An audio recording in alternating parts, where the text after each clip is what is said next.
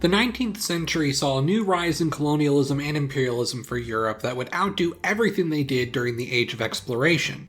Instead of colonizing the Americas, they'd, colonize everywhere else, and even put claims on Antarctica. There are several reasons for colonial imperialism, but the biggest one is resource extraction. With the Industrial Revolution and the introduction of market capitalism increasing demands for new products, there was a greater need for resources to meet the increased demand and increased consumption. Sometimes a resource wouldn't be found in Europe, and several European powers decided that it would be easier if they just controlled the land at the source of the resources so they could extract it themselves instead of just normally trading for it, even if it was at the expense of people living there, and it usually was. The United States in the mid to late 1800s went down this path too, and by the end of the 1800s, there would be an American colonial empire as well, despite America's anti-colonialism origins. The United States definitely had its own form of imperial expansion already as it expanded west into Native American territories and fought wars with Mexico, but in terms of overseas colonialism, most people think of the Spanish-American War in 1898 that gave the United States the colonies of Puerto Rico, Guam, and the Philippines. But the US overseas colonial enterprise began several decades before that, and it's all thanks to bat guano. Bat guano is, the biological waste excrement of bats and seabirds, and the West really couldn't get enough of it. The question is, why?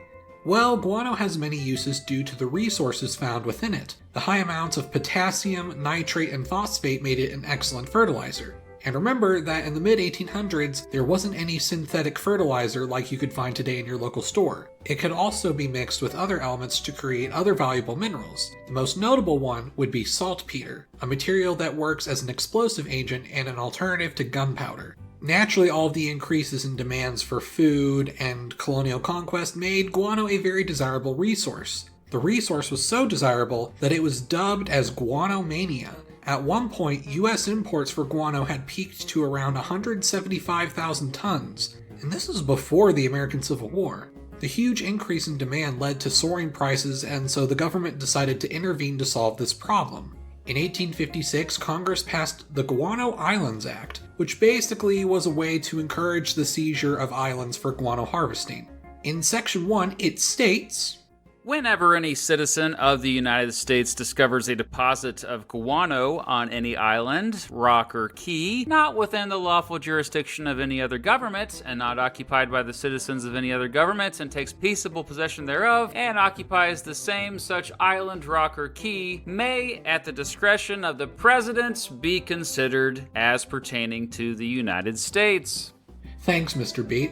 Basically, what this means is if there's an island with guano and no one else owns it, a citizen can claim it for the United States. The land would be owned by the federal government, it would be considered U.S. territory, and it would have U.S. federal law apply over it. This act, however, was the first policy to acknowledge territory as something a part of the insular United States, meaning areas owned by the United States that wouldn't be up for potential statehood. So basically unincorporated territory. So these islands basically became the first set of imperial colonies for the United States.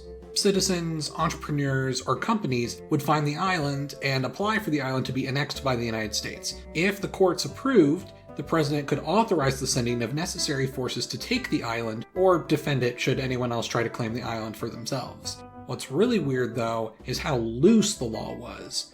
Not all claimed islands would be accepted by American courts, and if the guano on an island was all used up, the island would often be abandoned both by the guano miners and by the US government. Even though the president could send troops to defend rocks in the ocean, shockingly, they often didn't need to, so they rarely did. Especially keep in mind that before World War I, the United States didn't often send that many troops overseas outside of the Caribbean. The documentation is so inconsistent for some of these islands that I can't find a full list of every island that was claimed under this act at one point. Even Wikipedia's list is a pretty small and incomplete list, considering I've seen some claims that between 94 and 115 islands were taken at some point. However, we do know that by the early 20th century, the number was down to around 66. As you can see, not all the islands had a lot of bat guano. Thanks to advances in explosives and synthetic fertilizer in the early 1900s, the demand for guano in the United States went down, although it hasn't gone away completely, and there's still somewhat of a demand today. Nowadays, we only have 10 islands left that were originally claimed under the Guano Islands Act, and they're not really used for guano mining anymore anyway. We have Baker Island, taken in 1857, Jarvis Island, taken in 1857, Navassa Island in the Caribbean, taken in 1857, although this has been disputed by Haiti ever since, as they also have claimed the island for the longest time, even though they didn't militarily enforce it. In fact, in 1858, James Buchanan responded to Haiti's claims by making an executive order affirming that America controlled the island and there was nothing Haiti could do about it, which means James Buchanan did more to defend the territorial integrity of Navassa Island than the rest of the United States as the Civil War started, which is kind of sad. Then you had Johnston Atoll, taken in 1858, although there was a dispute with the Kingdom of Hawaii for a while. Midway Atoll, taken in 1859, although it was abandoned and then the US Navy reclaimed it in 1867. Kingman Reef, formerly known as Danger Reef, which was taken in 1860. Swains Island, taken in 1860. Howland Island, taken in 1867. Finally, we have Bajo Nuevo Bank and Serranía Bank, taken in 1869 and 1879 respectively, both of which are actively disputed by Colombia. Obviously, those islands found uses outside of guano mining, some being of historical or current military use, like with Midway. Considering there are ongoing disputes with a few of them, the US certainly cares about these claims to an extent.